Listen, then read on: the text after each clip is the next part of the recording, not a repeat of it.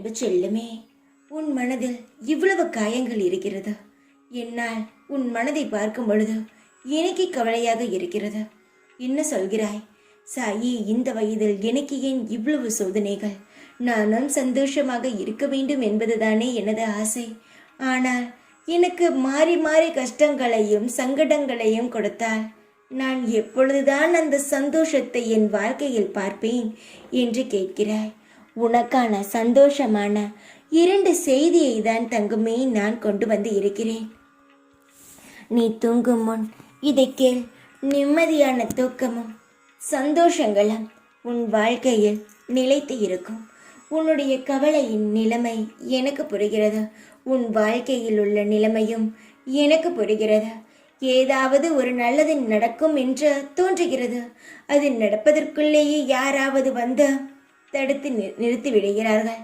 திரும்ப நான் முயற்சி செய்தால் அதை அணைப்பதற்குத்தான் நிறைய பேர் காத்திருக்கிறார்களே தவிர என்னுடைய வாழ்க்கையை ஒளிவிட்டு பிரகாசமாக எரிய வைக்க யாருக்குமே இங்கு பிடிக்கவில்லை.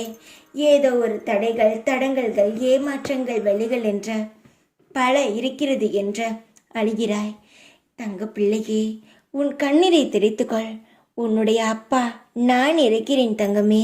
அள வைப்பதோ உன்னை கஷ்டப்படுத்துவதோ என்னுடைய வேலை என்பது கிடையவே கிடையாது.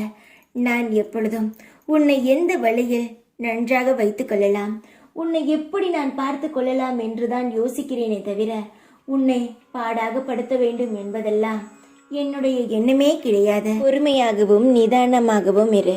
உன் வாழ்க்கை எப்படி மாறுகிறது என்று சற்று பொறுமையாக இரு. பொறுமையாக இருந்து பார்த்தால் நீயே வியந்து போவாய்.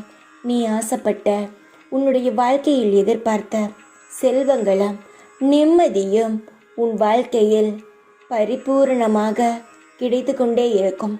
ஒரு மனிதனுக்கு நிம்மதி இருந்தால் எல்லாமே தானாகவே கிடைக்கும். அந்த நிம்மதி இல்லாவிட்டால் எவ்வளவுதான் செல்வங்களோ எவ்வளவுதான் பணங்களோ கிடைத்தாலும் சந்தோஷம் இருக்காது. நான் உனக்கு நிம்மதியான வாழ்க்கை தருகிறேன். அதற்கு பிறகு உனக்கு தேவையான அனைத்தையும் உன் மீது கொடுக்கிறேன்.